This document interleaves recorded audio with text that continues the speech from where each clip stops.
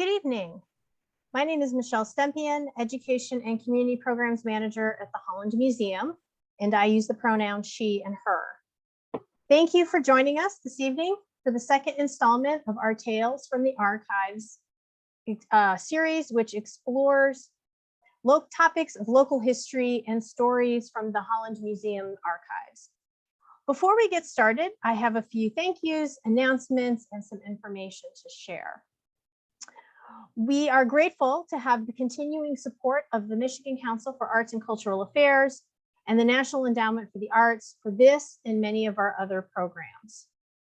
We ask that you remain on mute throughout the presentation. If you have any questions, you may enter them into the chat and we will share them during the Q&A following the presentations.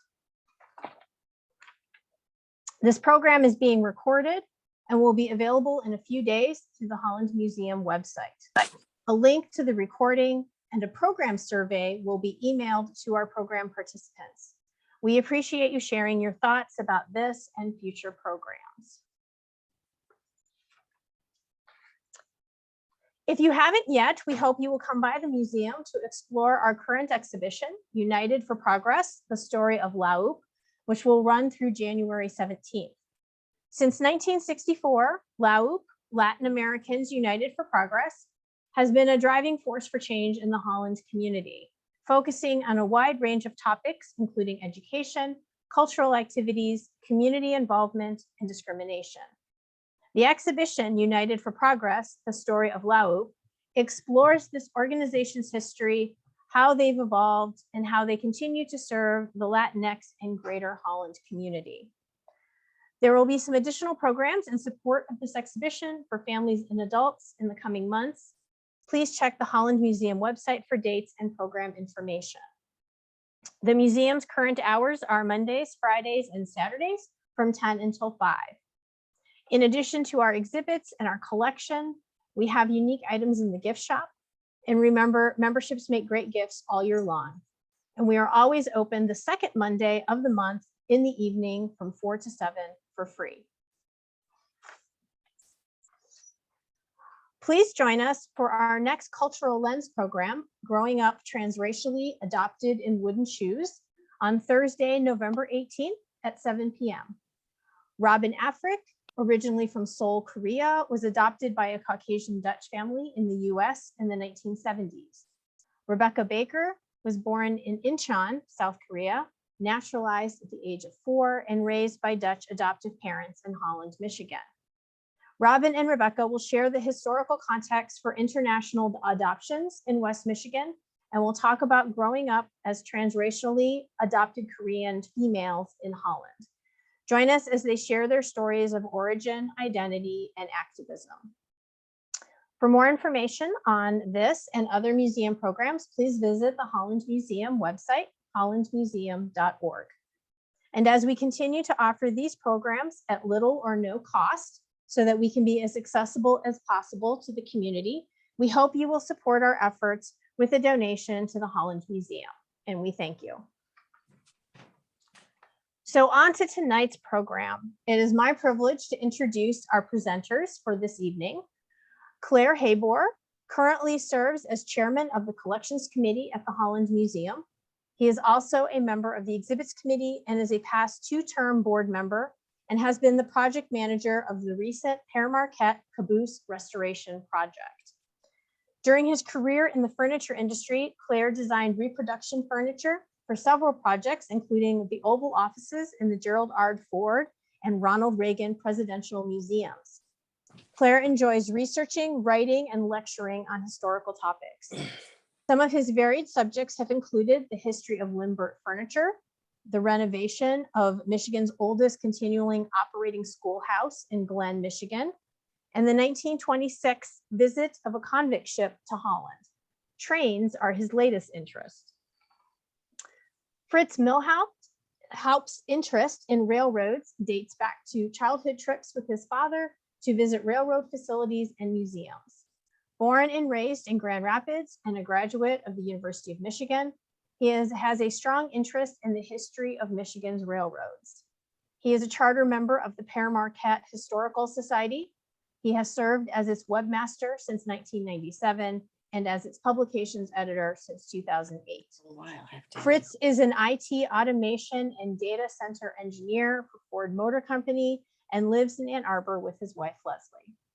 Thank you to both of our presenters for being here this evening. And now I will stop sharing my screen and I will turn the screen over to our first speaker, who is Clare.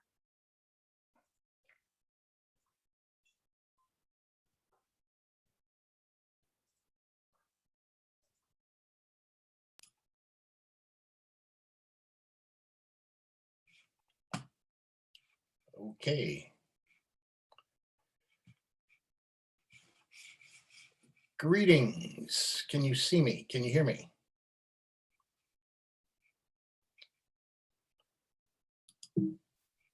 We can hear you, but I think you need to take over the screen. Yep, Claire, go ahead and share your screen. Okay, my screen is up. Okay, you need to remember to click the button for share screen on the Zoom. You might have to Alt Tab over to it again. Sorry. That's okay. Take your time. Alt Command. There you go. And then what? I think that's all. The green button, the shared screen, it should be at the bottom of the screen for the Zoom.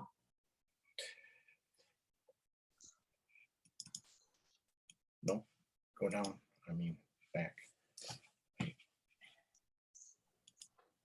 So you're seeing a full there, that green button. There, that's the one. Okay, you have me. Okay.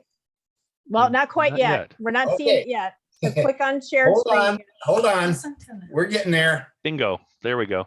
There you go. Okay, now I just gotta get back to the beginning here. Back to the start. All right. Sorry for that little delay. I certainly don't do this every day. But we're really glad that you're here with us tonight. Trains are of interest to many, many people. And the early train history of Holland is very interesting. And so I'm going to talk about the first part of early train history in Holland and the trains that got us all started. And this will be from the years 1870 to 1900. And then I'm going to talk a little bit about the actual reconstruction of our rehabilitation of the caboose. Fritz is going to talk about the Pere Marquette line in much more detail. So you're going to get a real good history lesson today in the early trains of Holland. The primary reason for trains to develop in Michigan were because of the railroads. It's hard to imagine now, but Michigan was at one time a complete wilderness. And so in order to harvest these trees and to be able to turn that into lumber and all the other commodities that we get from trees, we needed railroads to haul the logs out of the forest and into places where they had sawmills and could turn that into lumber. Most towns did start out as lumber towns and were part of the lumber industry. But once the lumber and timber were gone, the towns either diversified into other industries or they just completely vanished. And yeah, we have towns in both categories. I'd like to really highlight this bottom picture. It was a lot of fun finding these old photographs. And I really love this bottom picture. I always wish I knew more of the backstory on these photographs. This picture is so interesting. You've got an old steam engine loaded down with logs, large logs. And on the front of it, you have two adults and two small children. And the girl standing in the center is barefoot. Boy, I know there's more of a story there. I wish I knew what it was, but it's always fun looking at old photographs.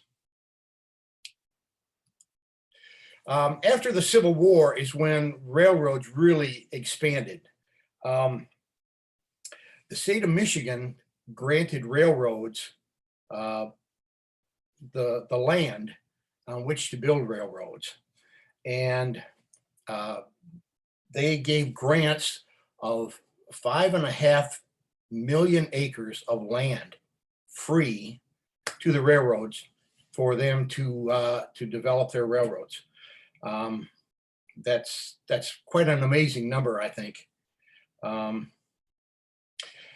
Many of these railroads that were constructed across the state were less than 50 miles long, because basically they served just one purpose, and that was to move logs and to serve the lumber industry. The first train to arrive in Holland was on July 1st, 1870, and it was called the Michigan Lakeshore Railroad. This railroad ran from Allegan to Muskegon, a total distance of 57 miles.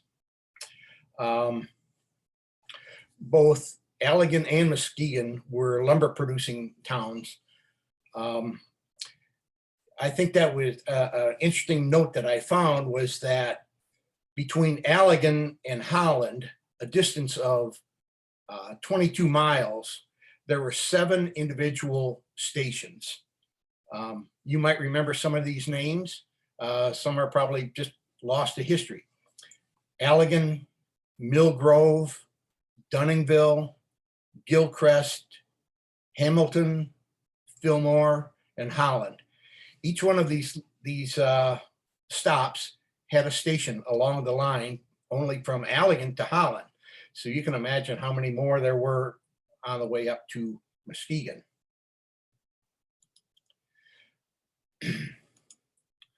The Chicago and Michigan Lakeshore Railroad also started in the late 1860s. It started in New Buffalo, Michigan, which is at the border of Michigan and Indiana. Their goal was to follow Lake Michigan all the way up to Muskegon. And they went to St. Joe and then Benton Harbor, and then veered off and went towards Bangor. And they also reached Holland at the end of 1870. So all of a sudden we had 2 railroads. And this was the second train to reach Holland. So the Chicago and Michigan Lakeshore line, and this is a photograph of that line. It's a photograph from our archives, and I really love this picture.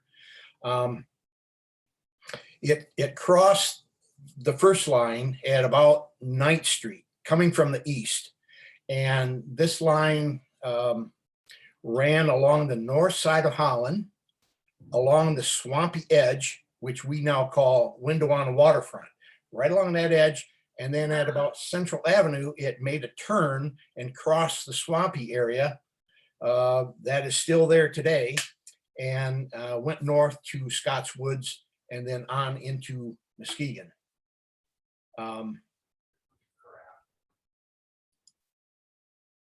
The Holland and Grand Rapids Railroad was still another railroad, and it was the third rail line to reach Holland just 2 years later, 1872. Again, I don't have camera. how far is that distance? It's 35, maybe 40 miles at the most. I don't think audio's on either. It didn't stay independent for very long. It soon merged with the Chicago and Michigan Lakeshore line. What was very important about this line was Holland at that time, the early 1870s. Again, this is right after the Holland fire. Holland was an agricultural community, and we had lots of products like hay, grain, flour, eggs and butter and other types of farm produce. So this really opened up the market. This particular train really opened up the market into Grand Rapids and all points beyond in Michigan.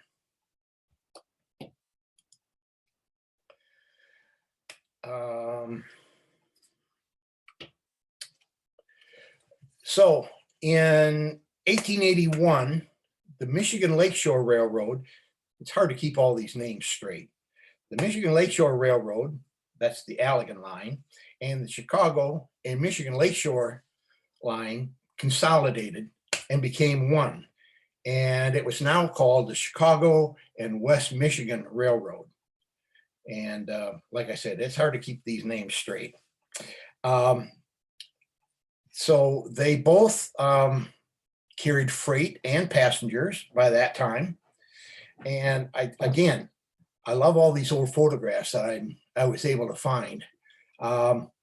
Most passengers rode in passenger cars, and they did not hang on the outside of freight cars like you see these two people doing. But again, I sure wish I knew the backstory on this photograph, but this is a Holland picture. And if you see off to the right, it says Pere Marquette. So it was one of the old wooden freight cars.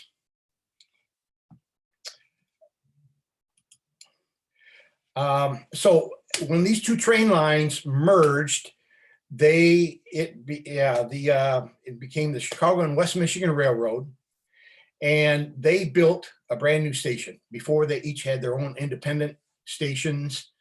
They now merged, and they built this beautiful train station here in Holland in that same year, 1881. They had to increase their staff because there were a lot of people at that time. It was very convenient to travel through Holland. Rail traffic was really becoming very popular, so they needed this large waiting room. There was another gentleman who built a cafe just 30 feet north of this station. So because there were so many people coming here, it really became quite a hub within Holland. Another very interesting part of the history of Holland was its tourist trade. Now, a lot of people, because of the train, they could travel so much more conveniently, and people were beginning to have a little more leisure time. So the next chapter in Holland I'd like to talk about is the tourist trade that we had out on Lake Michigan and Lake it was Black Lake, which turned into Lake Macatawa. In 1890, there was a group of businessmen who wanted to develop a cottage resort. And they also wanted a hotel for additional people to come and visit Holland. And so the south side of Black Lake was already settled. That was Macatawa. It was already plotted as a community. They had their own post office. They had a hotel at that time. This is just a few short years later. But the north side of Black Lake was just wilderness. It was sand dunes and pine trees. So they decided to build Hotel Ottawa in 1886. And here's a photograph of that hotel in the top slide, top picture. The problem was it was accessible only by boat. And that was a 7-mile trip from Holland out to this hotel. And when they built the cottages and when they built this hotel, everything had to be transported out there by boat. The railroad saw an opportunity. So a few years later, after the hotel was built, 1890, the Chicago and West Michigan built a spur line from Holland out to the hotel. This is again, on the north side of Black Lake. They invested a lot of money. They built the rail line. They also built a train station. That's the bottom photograph is the train station out there at the hotel. They also built a 460-foot dock that they could serve steamships that came in that could carry freight. They built a very large bathhouse out on Lake Michigan, which is where Ottawa Beach is now. They built a large bathhouse there, and they also built a trolley to connect this hotel Ottawa, with the bathhouse out on Lake Michigan. So they invested a lot of money. So now you had a daily train that would run from Grand Rapids to Holland and out to this hotel, and it became very, very popular. But nothing stays the same, as we all know. So after a few years, Hotel Ottawa becomes the Ottawa Beach Hotel.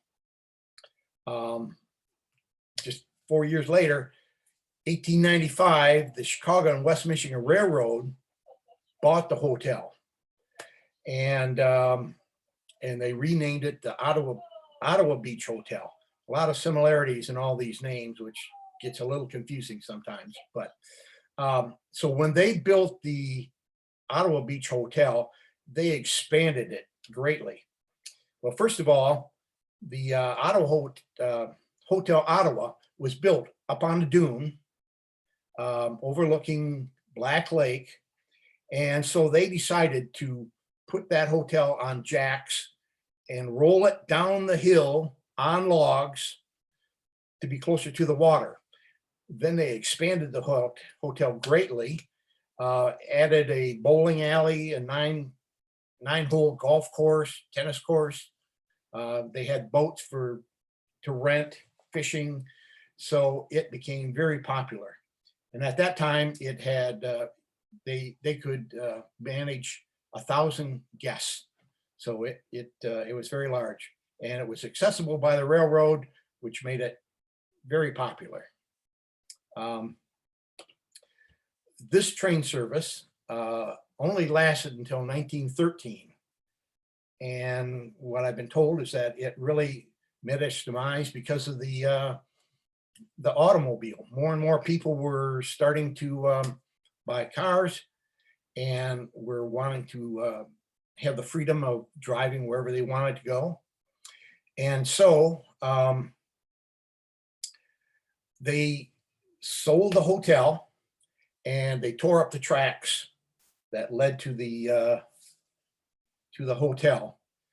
And Ottawa Beach Road, what we today call Ottawa Beach Road, was the path that the train had taken out to this hotel.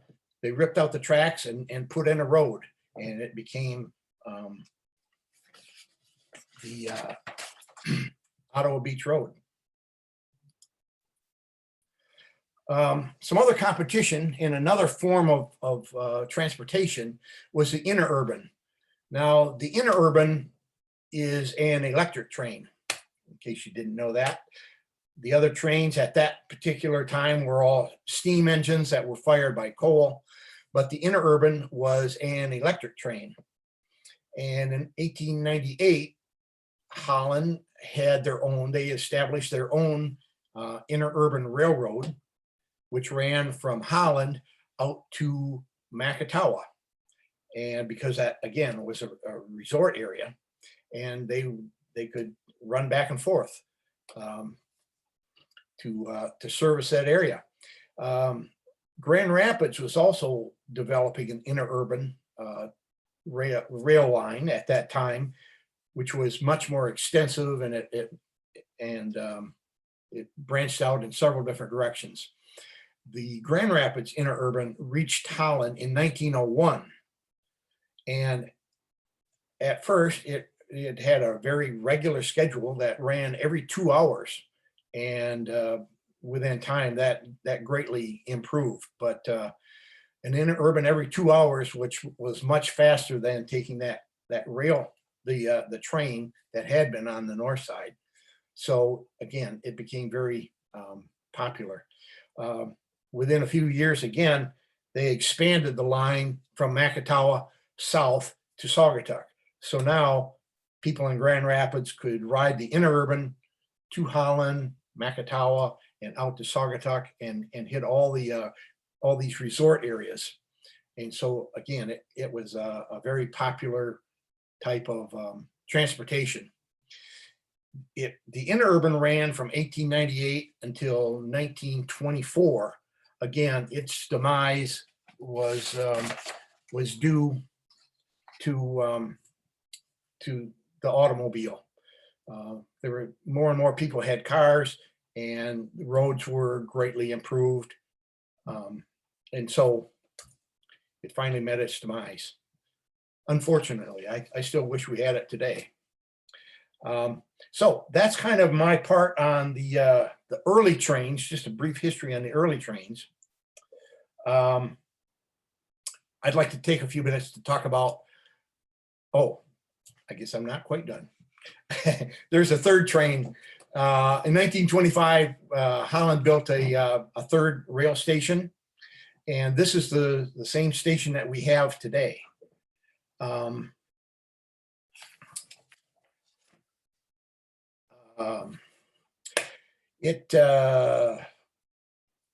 It was operating as a train station until 1971.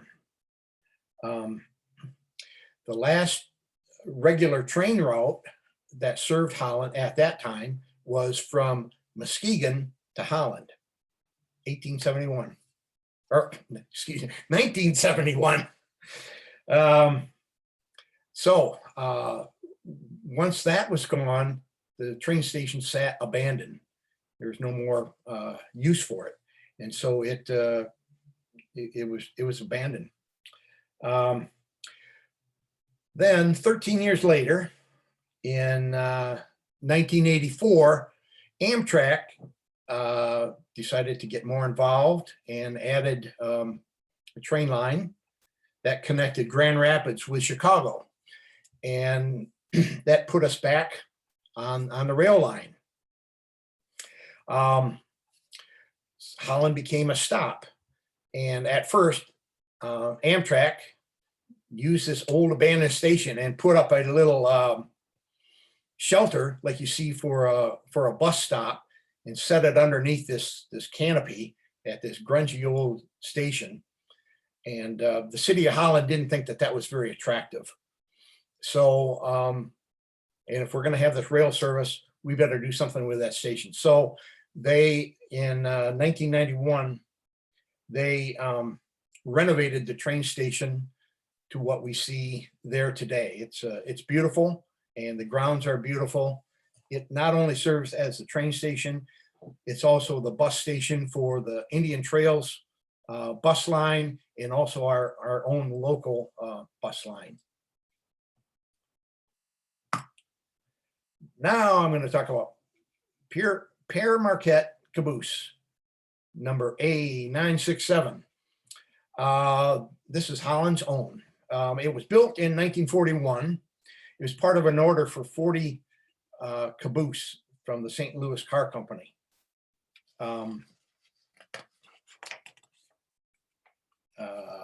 Excuse me a second.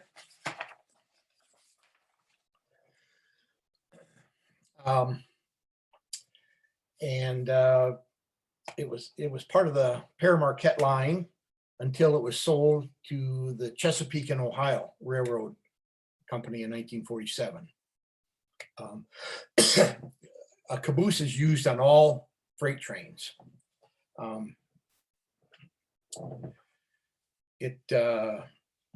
The caboose on trains were eliminated in the early 1980s, and they were replaced by FRED. FRED is an acronym which stands for Flashing Rear End Device. That's quite a title. So it's a good thing we just refer to it as FRED. The city bought the caboose and then transferred it to the Holland Museum in 1998.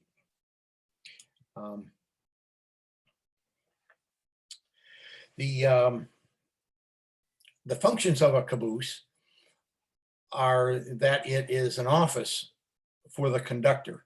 Every freight train has a conductor, and there's a conductor and a brakeman that would ride in the caboose. The conductor is responsible for all the cars in a freight train and all the contents of those cars. Engineers and conductors know ahead of time what the plans are for their particular route. And so there's really not a lot of communication between the two.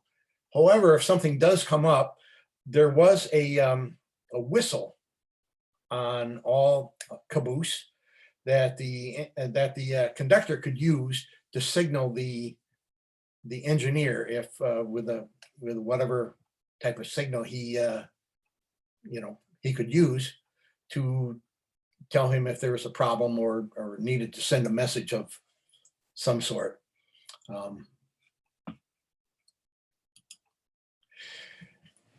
The features of a caboose is pretty neat to see inside a caboose if you've never seen inside one before. Each caboose will have 2 bunks. You have a lot of these train trips were long trips, 12 hours, 16 hours, possibly even longer. So they had 2 bunks where these 2 people could rest if they wanted to. It had an ice box, which is a galvanized box with a block of ice in the bottom, so they could keep items cool if they wanted to. It had a coal stove, which was used for heating and for cooking. It had a water tank and a sink, seating and a table, and also equipment storage, flares and flags and all that sort of thing. The details of this caboose is that it was constructed of steel. The original colors were red, and again, when this car was originally made, all the lettering was hand painted by a sign painter.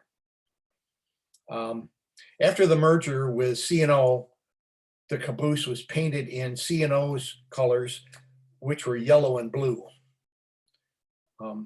After the caboose was moved from Waverly Yard, where it had been sitting, and moved to the current train station, it was painted back to its original Pere Marquette colors of red, black, and white. And there it kind of sat forgotten for the last 22 years, unfortunately. The restoration started this last year.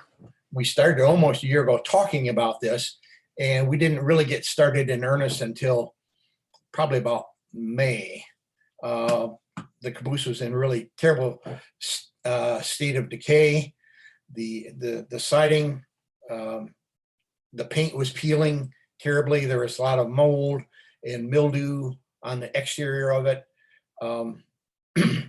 The windows were covered with plywood, and the wooden frames were rotted out. The same with the door. The doors were, they were original to the caboose, which was now 80 years old. And so they were in really bad shape. So in order to start this preservation, first a sheet of a tent made of plastic sheets were put up around the caboose and also covered the ground. And it was washed down with a high pressure washer, which eliminated a lot of the grunge that was on it. And then large sheets of sticky paper, tacky paper, were applied to the sides of the caboose to remove any residue or any other particles that were left before we could start painting.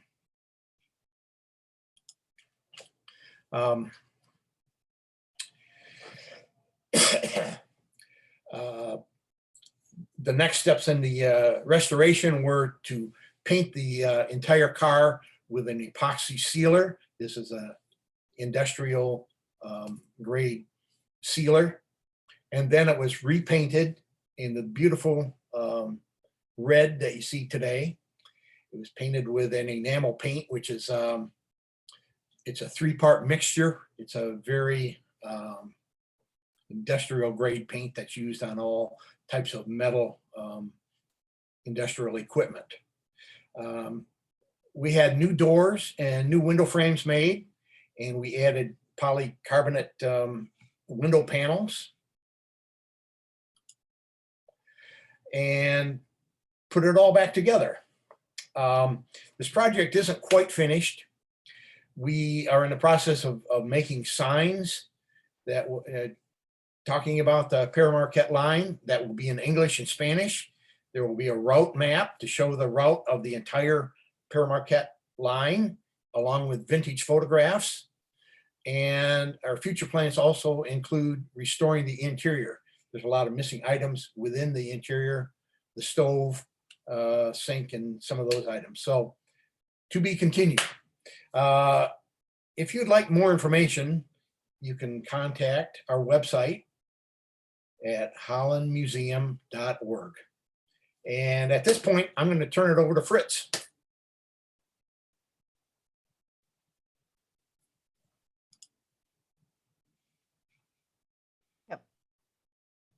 Claire, go ahead and unshare your screen. Stop sharing. And then There you go. there you go. Perfect. Okay. Well, thank you, Claire. I think I've unmuted myself here.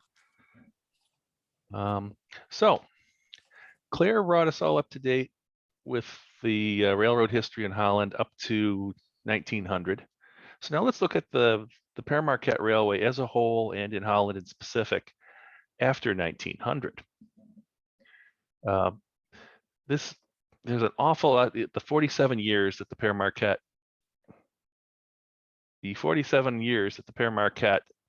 existed were full of a lot of business intrigue and a lot of events that were kind of specific to the Pere Marquette.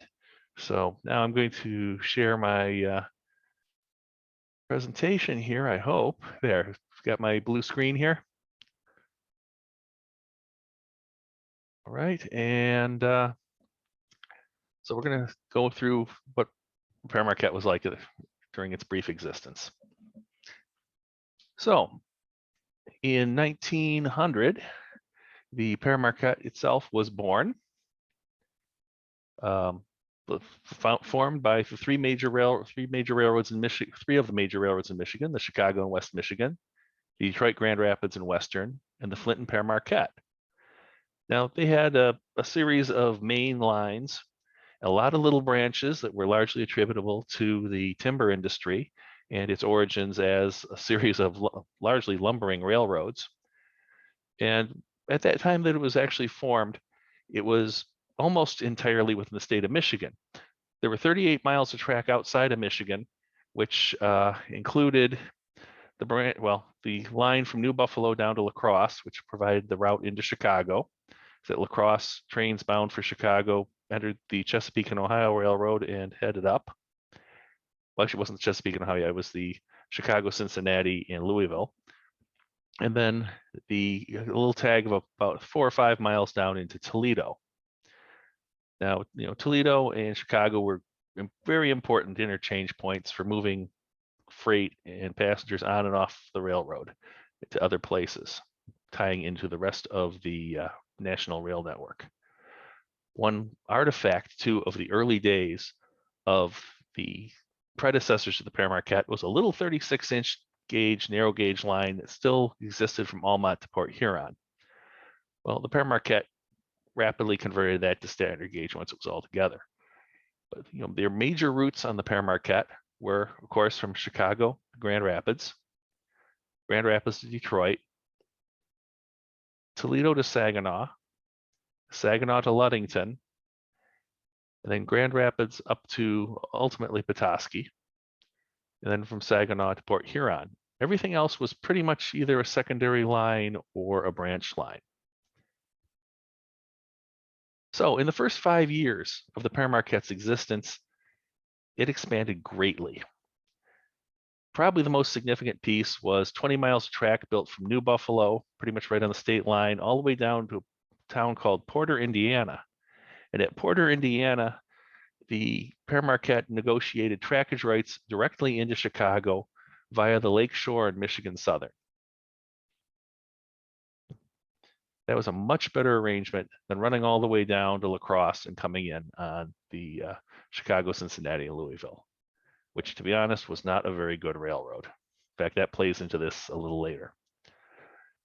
The big change, aside from that, but from a mileage standpoint, was the acquisition of about 200 miles of trackage in Ontario from the Lake Erie and Detroit River Railroad, which ran from St. Thomas to Windsor, and then the Erie and Huron Railroad, which ran from Sarnia down to Erie on Lake Erie. Then to complete the run into Buffalo and connections to points east, they got trackage rights over the Canada Southern and the Canadian National from St. Thomas to Bridgeburg and Niagara Falls. From there, they had trackage rights into railroad yards owned by the Erie and the Lackawanna Railroad in Buffalo, which gave them access to basically the entire East Coast. Cars leaving at Buffalo could quickly go anywhere else. Well, this expansion came at a cost. The key driver for this expansion was when Frederick H. Prince purchased control of the Pere Marquette in early 1903. And he went through he pushed through this expansion program as a way of increasing the value of the railroad. And while it did put it in a better position, increased its viability, it loaded down with a huge amount of debt, just staggering amounts.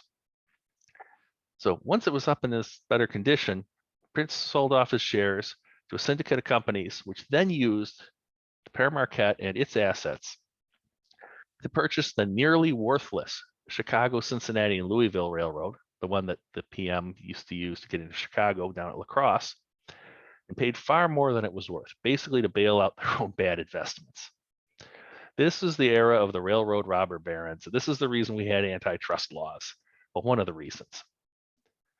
Well, during this period here, after Prince sold off the railroad, it was leased to the Cincinnati, Hamilton, and Dayton Railroad, which ran, well, from Cincinnati, Ohio to Hamilton, Ohio to Dayton, and then all the way up to Toledo. So this combination of the two railroads was called the Great Central Route. Basically what it did is it gave you pretty much the equivalent of a single system's access from the Ohio River all the way up to the Great Lakes and well throughout Michigan.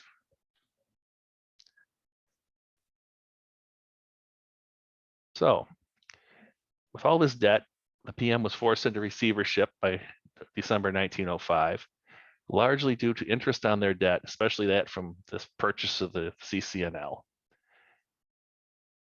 However, those receivers did a really good job, actually, and they managed to get the combined railroads out of receivership by December 1907.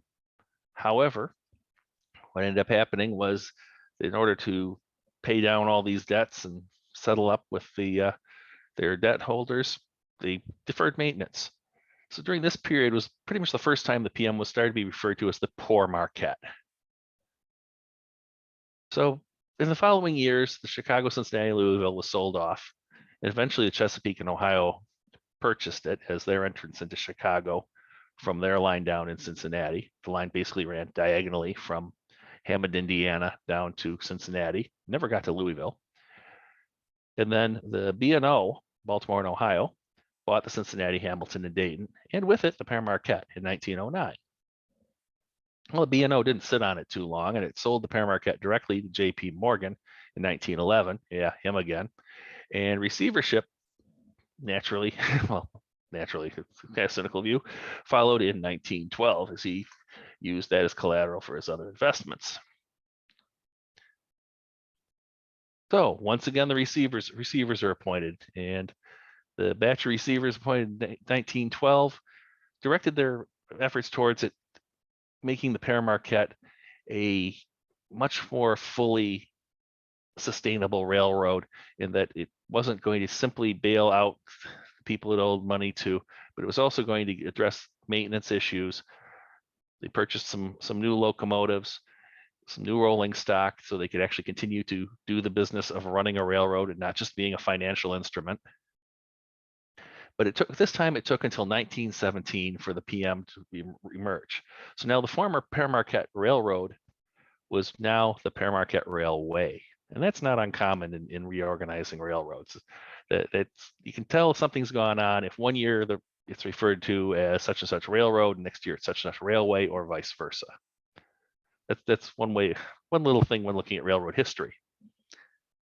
So in 1917, they were getting all ready to launch on a program of rehabilitation. They had great plans, but then World War I intervened. And as the other railroads in the United States, it was put under the control of the United States Railroad Administration. So on March 21st, the Railroad Administration Act was passed, and it put the PM under federal control like every other railroad in the country. That lasted for 23 months.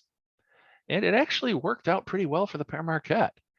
The USRA provided financing and provided designs for 40 new locomotives that the Pere Marquette needed. You got 10 switch engines to use in yards and 30 road engines. This the 1012 here is a USRA design road engine. It was a very successful design used by a lot of railroads, plus 2,000 boxcars to replace ones that were simply worn out. But aside from basic maintenance to keep things together, the greater plant rehabilitation and expansion were put on hold. So USRA did go away after the end of the war. And so during the 1920s, the PM tried to make a rebound, and it did. The roaring 20s were good to the Pere Marquette, so they made significant improvements to their physical plant. And this included expanding the yard and repair facilities at their two major facilities at Wyoming and Saginaw. In fact, this is the Wyoming, this picture here is the Wyoming yard. This being the repair shops here in the foreground. There's the yard where they stored passenger cars between trains. In the very back, the railroad YMCA, which burned down in '46. They also built a whole new yard at Erie, Michigan, which is just north of Toledo. And that gave them a place to pretty much tie up the trains that were headed to be interchanged to other railroads, place for the crews to disembark their trains. And then anything going on to another railroad, any freight at least, would then be picked up by trains that the other railroads sent over to pick up cars, or that the PM sent to the other railroads' yards. There were some fairly complicated agreements handling that, but that gave them a lot more flexibility. That yard stayed in place till 1961, then was torn out, and you really can't find a sign of that unless you know exactly where to look. The yard in Erie. Wyoming and Saginaw are still very obvious where they are. So as things are starting to look better, the railroad gets bought out again. A pair of brothers from Cleveland, Horace and Mandus van Swearingen, they bought controlling interest in the PM, as well as the Chesapeake and Ohio, the Nickel Plate, Hocking Valley, and Erie railroads. Again, they had visions of building an empire.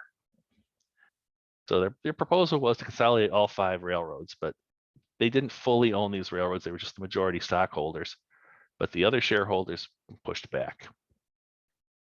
Well, despite this, they did do some things to save some money and to improve the railroad's efficiency, reduce costs, and they, at the bare minimum, they got the railroads so they're interchanging better, so that they coordinate, interchange between the railroads. So if a car showed up in Buffalo on the Erie at 2 p.m., it would end up out leaving town on the Pere Marquette maybe by midnight that night, as opposed to waiting a day or two.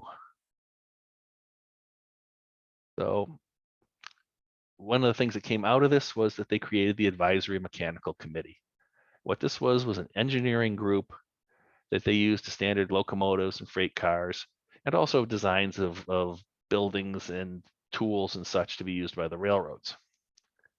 This was fairly significant later on, although one of the most immediate examples of what they were able to achieve was that, for example, a pair of orders to American Car and Foundry in 1930, where the Erie and the Pere Marquette bought wooden cabooses, the last wooden cabooses the Pere Marquette bought, that were built to identical plans. They saved money on that.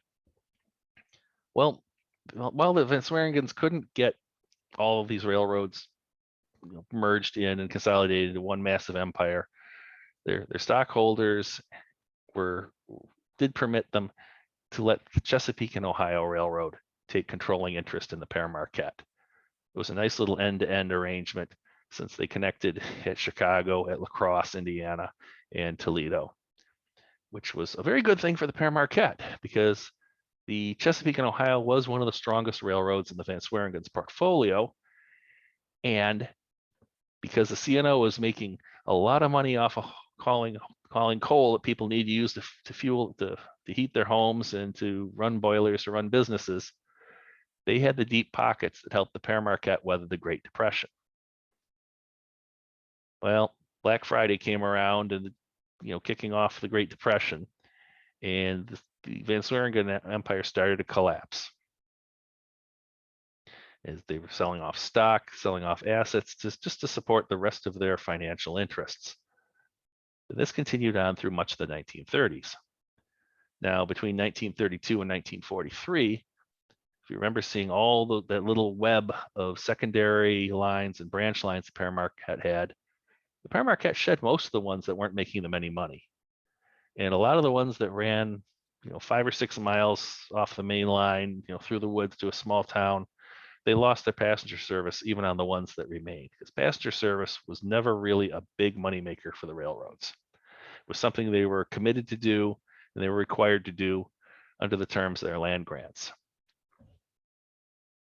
Well, the Vans brothers kept their control kept becoming diluted through stock sales, until in 1942, the investment manager named Robert Young and his Allegheny Corporation stepped in and bought control of all the Van Swearingen holdings. Now, Van Swearingen was a guy who had a lot of big ideas for modernizing and improving railroads, but not a lot of practical railroad experience. And he had this great plan of all these things that he wanted to do for the railroads.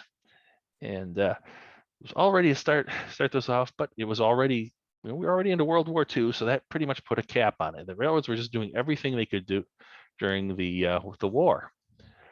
One example of this was that the railroads had kind of their equivalent of Rosie the Riveter, with many of the men who normally worked in the railroad service and mostly maintaining steam locomotives and servicing them at either end of the run off to fight the war.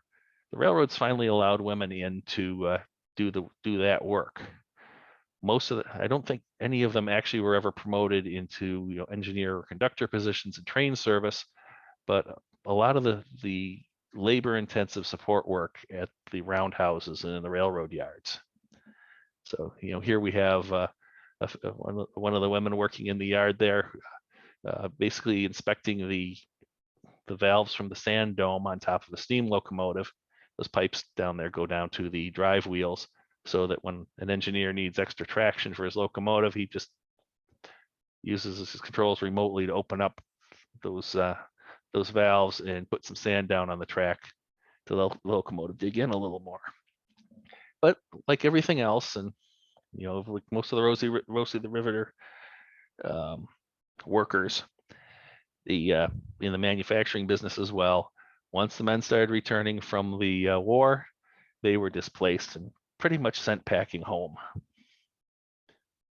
Now, the Pere Marquette had one other thing that they did that was particularly unusual. A lot of the men who went off to war were in the very labor-intensive business of maintaining the track work. Now, West Michigan, we've got an awful lot of very soft soil, and some of some of the rather even mucky farm fields that we've seen, which were so great to really driving agriculture in West Michigan, they're just miserable to run train tracks on because you can't have them sinking into the muck. So in order to maintain that, they often had crews of 6 to 12 people per section of track, which could range from 6 to 10 miles, who would maintain that track. Well, in the summer '44, a high school instructor from Grand Rapids, who had been working summers for the Pere Marquette, had been listening to some of the track guys talking about how understaffed they were. And so he approached the management of the Pere Marquette with an idea. We've got all these high school athletes, football players and that. A summer of hard work, I bet you they would just love that. Just, they can earn some money. They can, it'll help their muscle development and everything. It'll be a good deal all around. So the Pere Marquette looked into it. They contacted the State Department of Labor. They contacted their unions, floated the idea behind them. And they got agreement and approval all around for this. So that particular high school instructor contacted personnel at several high schools in Grand Rapids. In particular, some ones that were mentioned were South High School, Grand Rapids Catholic Central, and Grand Rapids Central High School, to try to recruit some of these teenage athletes, mostly football players, to come out and do track work for the summer. So in addition to having the students out there, of course, they also needed counselors and some people to provide just general supervision of them during their off hours. And for that, they got counselors who came from South High School and Granville High School. So the camps were set up in 2 places. There was one camp, this one here is part of it, where they set up bunk cars and shower cars and kitchen cars from just old railroad equipment. And they spotted it down near Breedsville, just north of Bangor. The other camp, where the facilities were a little more posh, was up here at Waverly Yard in Holland.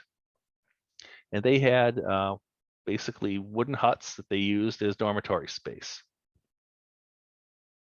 So during the average working day, they'd get the kids up with the sun, and they would do the required track work, shoveling ballast, lifting rail, replacing rail, work like that, because the track just takes a terrible pounding, especially during wartime with extra traffic. Then afterwards, they had some time set aside for study and also for other activities just to keep them busy. For example, boxing, which we have a picture of here.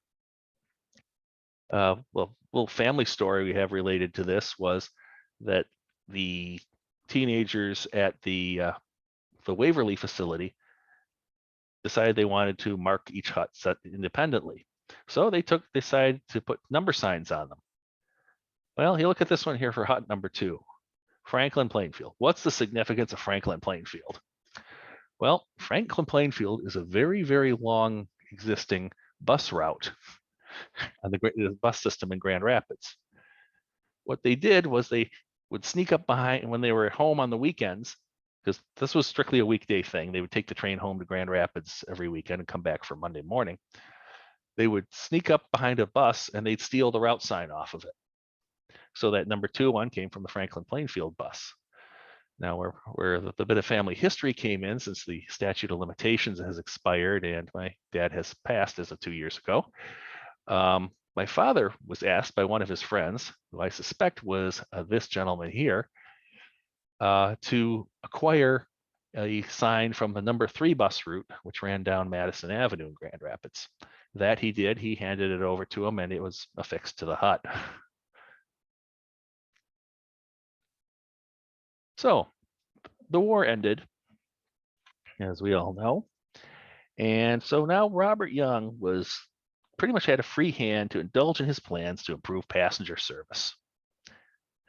Now, the Pere Marquette hadn't participated in the great streamliner craze of the 1930s.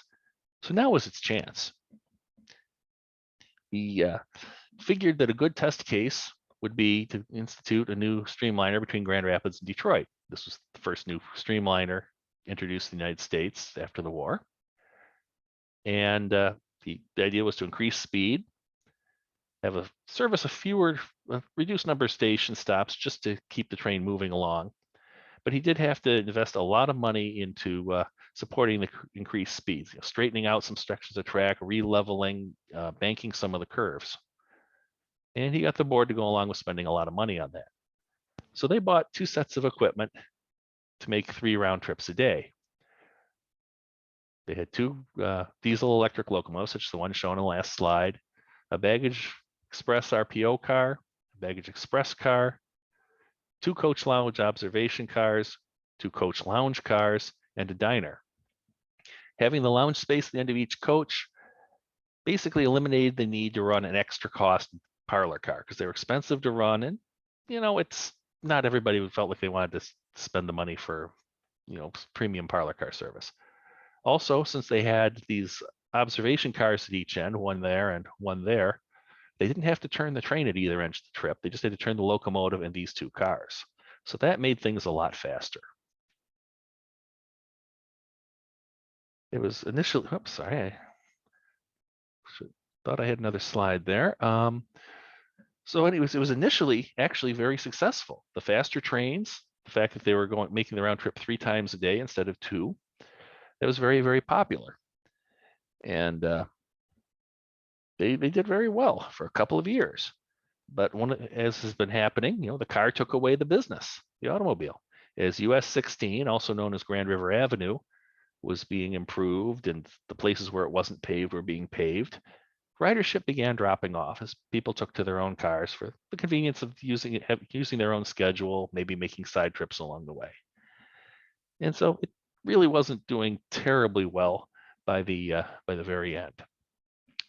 One other aspect, though, of this thing that was very unusual that Robert Young instituted, up until the Pere Marquette, the crews in the dining cars on passenger trains were exclusively male, all men.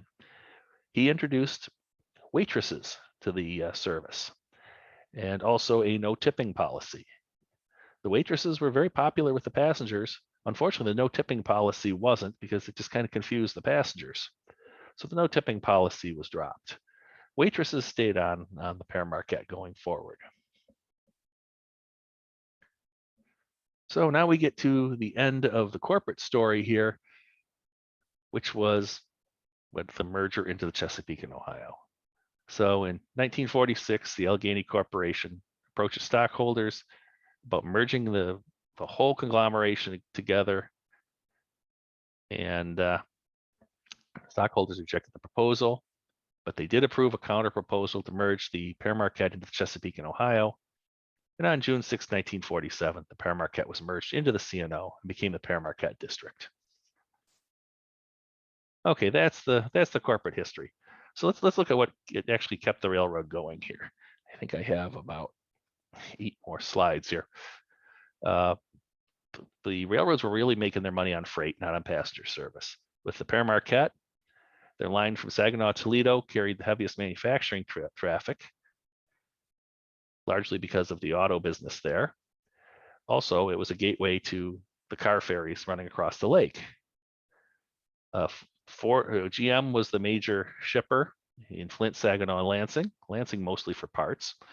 Ford had a good deal of traffic, but following Henry Ford's purchase of the Detroit, Toledo, and Ironton in the late 1920s, it became the home railroad and bled off a lot of the traffic that would otherwise have gone south of the Pere Marquette. Naturally, furniture was a big commodity out of Grand Rapids and Holland. And a lot of the manufacturing traffic was sent to the east via Toledo and via Buffalo, then to the west, Chicago, and through Ludington on the ferries. So more locally, you figure Muskegon and Grand Haven were good for about 25 to 40 cars per day going up the line. Get to some Holland figures here in a moment. Produce was a big deal. It's a major source of income. West Michigan being very rich farmlands with a large number of crops. The various produce runs ran the railroad ragged. And then in Detroit, the Pere Marquette joined with the Pennsylvania and the Wabash to own and operate the Detroit Union Produce Terminal, covered 28 acres. Of course, now while the soft fruits coming out of West Michigan got a lot of the attention. PM hauled far more in the way of celery, onions, beans, cucumbers, and sugar beets. In fact, sugar beets were a very profitable commodity. Even though it was a relatively small, short haul for a lot of the sugar beet traffic, which came out of the Thumb and to the mills around Saginaw Bay in Bay City and Saginaw. Well, the economics of hauling these beets were such that centralization was a very big force in this. And that led to the Holland Sugar Mill being closed in 1952 by Lakeshore Sugar, and most of the processing now being taken care of, again, in the Saginaw Bay area. As kind of a side note, over in Zealand, they actually had the largest chick concentration of chick hatcheries in the Midwest. I'm not sure if that's still the case, but most of these were shipped by rail, usually on passenger trains as express shipments. And one day they actually recorded a shipment of 300,000 chicks in a single day. I'm guessing they had to add on some extra express cars for that. So just as a quick orientation to where the railroad actually ran in Holland, you had the line coming in from Grand Rapids. This was the main line from Grand Rapids to Chicago. You have the line from Holland up to Grand Haven and Muskegon. And of course, you had the line that used to run out to Ottawa Beach. Now it's cut back to a point along, I think, Douglas Road with Michigan Natural Storage. The original line down to Allegan. And then the line that runs through town and out to Padnos Metal and H.J. Heinz. So, freight business in Holland, just to throw some statistics out there. In 1943, they handled just over 4,800 inbound carloads to customers in Holland and just over 2,600 outbound. And these are just loads. We're not tracking the empty cars going back.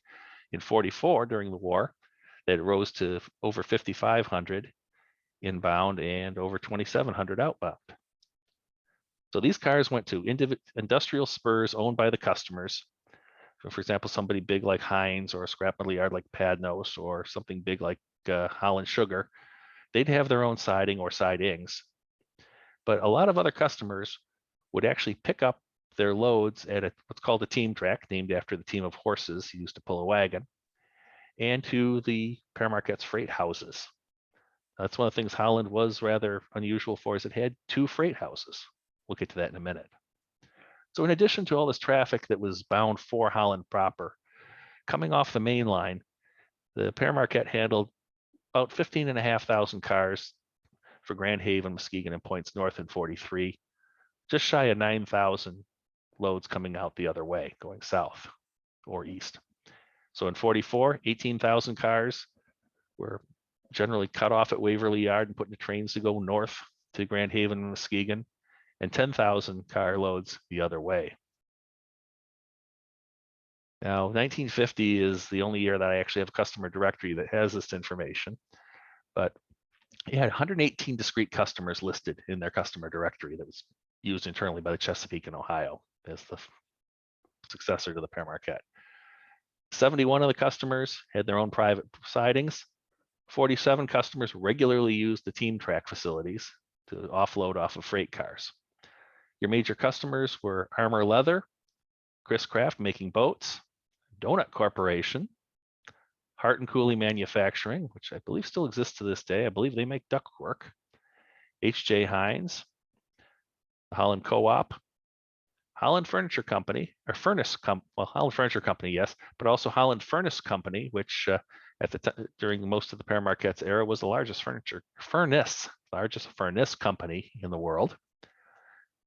Lakeshore Sugar, National Biscuit Company, later known as Nabisco, Smith Agricultural Chemical, and then Standard Grocery and Milling.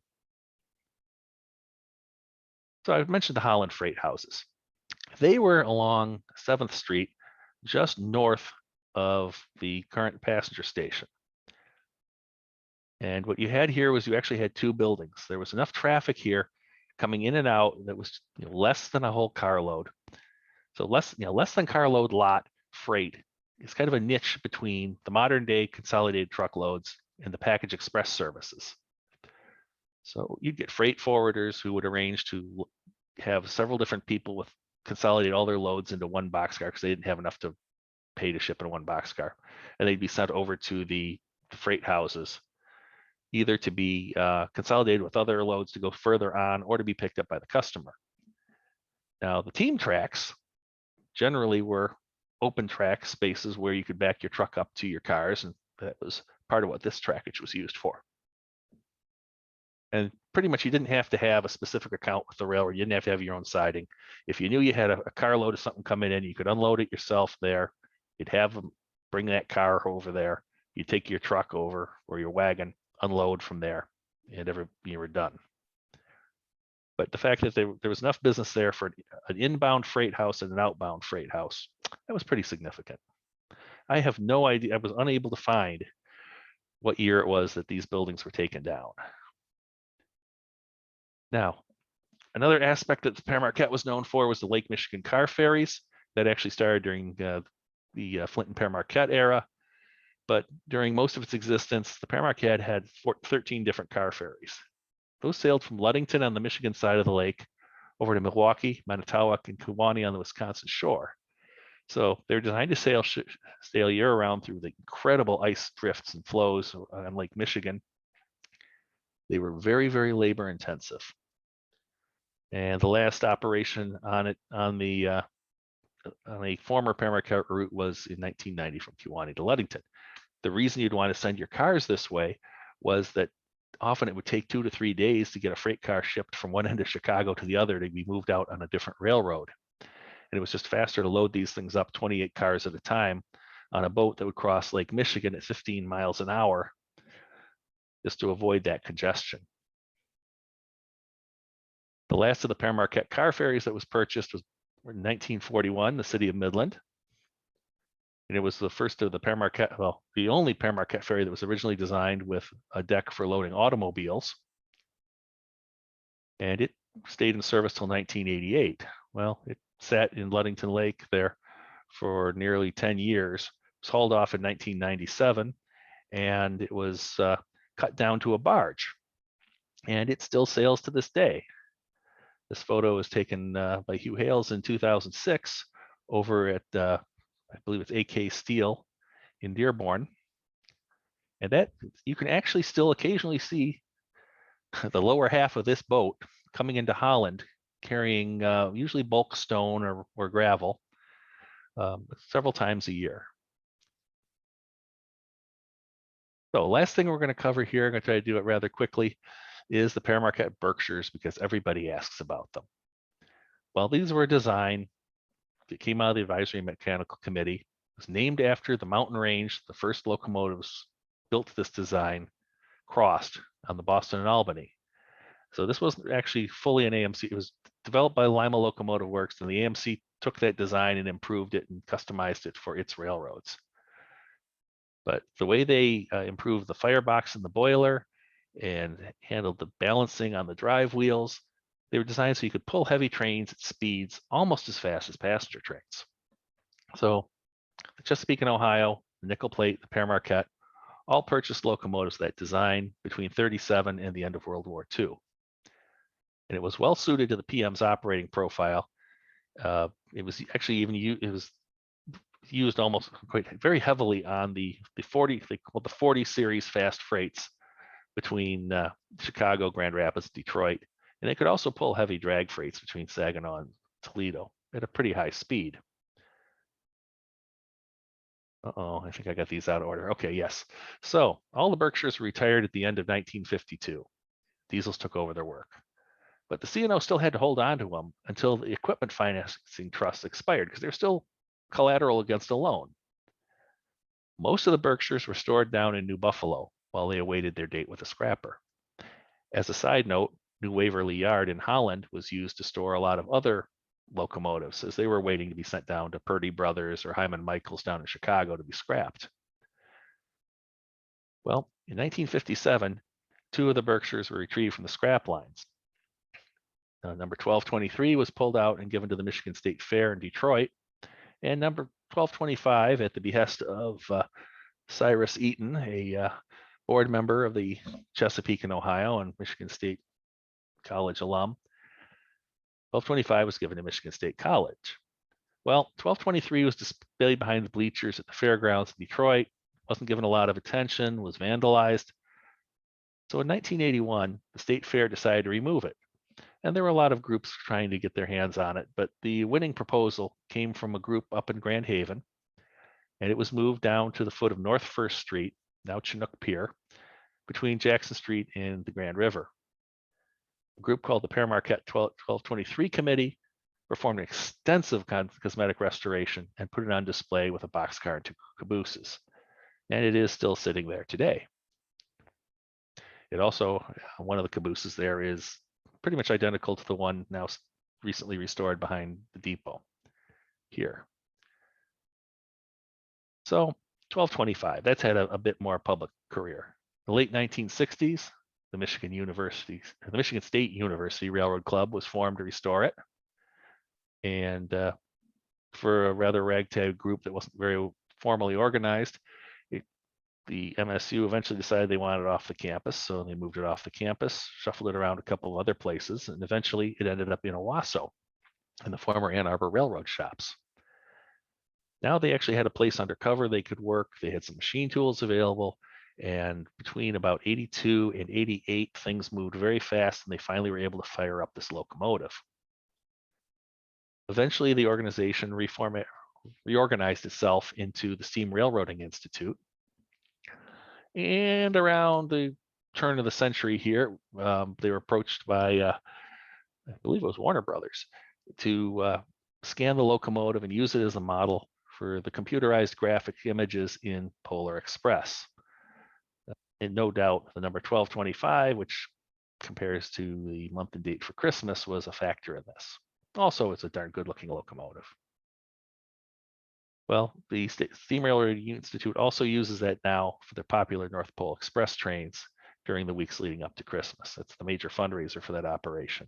In fact, it's been so popular, they've had to double and triple the size of their passenger car fleet to accommodate the number of people who want to buy tickets each year. Figured I had to put the piece in there on the Berkshire because 1225 is so popular. So I'm going to wrap this all up finally. I think I ran about 15 minutes over here. I am, of course, a member of the Pere Marquette Historical Society. We were founded in 1995 by Art Millian, Art Lamport, Cliff Vanderyacht. We publish a newsletter 4 times a year. We've held annual membership meetings in the past, but that's obviously been off for the last couple of years. Hopefully they'll resume. We maintain an archive of company information, publications, documents, and photographs, and operating data, which we've recently moved into the Plymouth Historical Museum in Plymouth, Michigan. Unfortunately, since the material was in the process of being reorganized and sorted down at the museum there, I wasn't able to pull as many photographs out of this as I would like, or as much operating data for Holland. One thing to note is that our historical society does not maintain, nor do we possess employee records. A lot of that stuff you want to go to like the Railroad Retirement Board to get information on. Annual membership is $30 a year, and we are on the web at www.pmhistsoc.org. I apologize I had to run through this quite as fast. There's a lot of material that's left on the cutting room floor, but through the limits of time, I'm afraid I wasn't able to really do as much as we would have liked. But I thank you anyway for indulging me in listening to my spiel on the Pere Marquette. Hopefully you now know some more about this railroad than you did before we started. So thank you. Thank you, Fritz, and thank you to Claire for 2 really interesting and incredibly informative presentations about trains, which is something I knew very little about, but now know a great deal more. So thank you. We really appreciate all of the time and effort you both put into that, these presentations. We do have a few questions for each of you, and you and Claire can, decide who's going to answer. But looking at the chat, some of these came in when Claire was speaking. The first one was, where were the train stations in Holland located? So Claire, you can, or Fritz can answer and, unmute and answer the question. I don't know where Claire is. Claire. Where'd he go? There he There it is. is. Hold on. Yep. I'm a little slow on the draw here, but Okay, so the question was, where were the train stations in Holland located?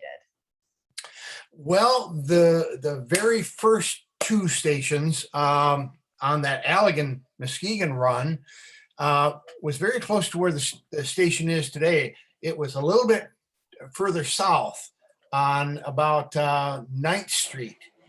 And the Chicago line was probably about at the end of where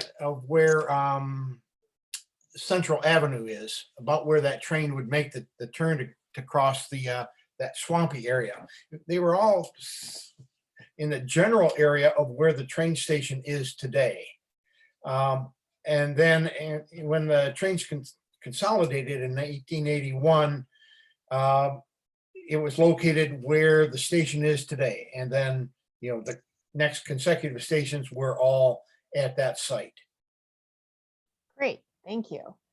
The next question is, the trolley to the bathhouse, was that electric, steam, or horse driven?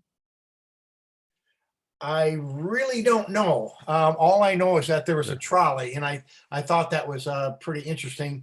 I suspect it was probably a steam engine, probably a narrow gauge steam operated, but I really don't know. Okay. There was a question about why is there a caboose, which I think you may have gotten to kind of the answer about why were there a caboose on a train? What was its function? So I think we kind of answered that one. We do have a question about why was the train line, the Pere Marquette, named after Pere Marquette? Okay. Do we know why it was named after Father Marquette? Yes, we do. It wasn't actually named after Father Marquette. It was actually named after the town that is now Ludington.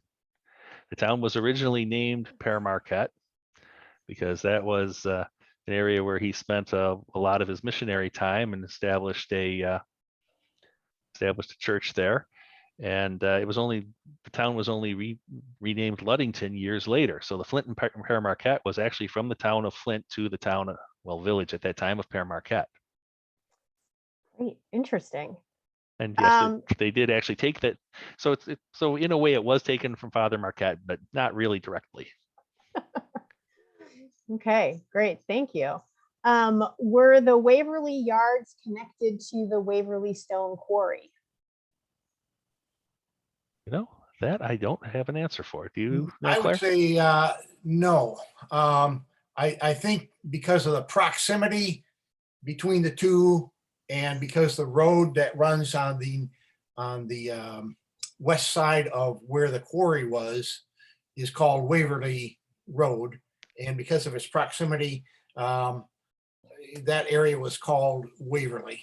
But the two were not related. However, I believe that there was a short spur that did go to the Waverly Stone Yard off from that main line to Grand Rapids. Okay. So there's another question. I'm not quite sure I understand the question, but maybe both of you can help me understand it. What was the stop for Hamilton? And then another question is, the biggest drop consists of, and I'm not exactly sure what that means, Not but sure either. Well, Hamilton has always been a good source of traffic, largely because of the elevator and now farm service. I think it's owned by Zealand Farm Services now, if I remember correctly. And in fact, when CSX Corporation decided in the 1990s that they wanted to stop servicing the line south of the industrial park just north of 196, they basically, the farm services or Hamilton Co-op, which it might have been at the time, actually purchased there was a long-term lease on that track, and then hired CSX under contract to continue service down there. So that's been varied anywhere from 1 to 3 times a week over the years that they would go down there and service that industry. I was lucky to catch them the day after Christmas about 20 years ago with the train running across the trestle. Got a very nice picture of it. Well, as a former Hamilton resident, I can tell you that the Hamilton Depot was at the end of Washington Street, and the tracks right at the where the co-op office used to be. That is where there was actually it was a rather large train station, and I recently Ah. seen a new photograph about that, and it's a great photograph, and there's about 40 people waiting on the platform waiting for the train. And for those keeping track, the track was cut from Hamilton south officially in 1971. Great. All right. Thank you. It looks like we have one more question that someone was wondering if there were a lot of train jumpers for these trains. Probably more freight trains than the passenger, obviously, but for freight trains. Well, from what I understand, I haven't seen a lot in the literature reporting, in any of the records reporting, any excessive number of free riders, shall we call them. So I would say it's probably no more or no less than any other railroad. I honestly don't really have a good figure for that. I will say, though, that there was a great opportunity to get on and off the trains just south of Holland, because there was actually a pusher district on the railroad starting down below New Richmond, actually down at Pullman, where they would tie on, they'd slow down enough, they'd either stop the train or slow down enough, depending on the era, to put another locomotive on the rear end of the train, so that when it went down into the valley there to cross the Kalamazoo River, they could shove the thing back up. So, come down through Fenville, down into the river, and then up. And then they'd push the train as far as Holland, where the pusher locomotive would cut off and then run back down to Pullman. Just one other thing I'd like to comment. When I was doing some research on these earlier trains, I did run across an article, from a newspaper article, about the sheriff going after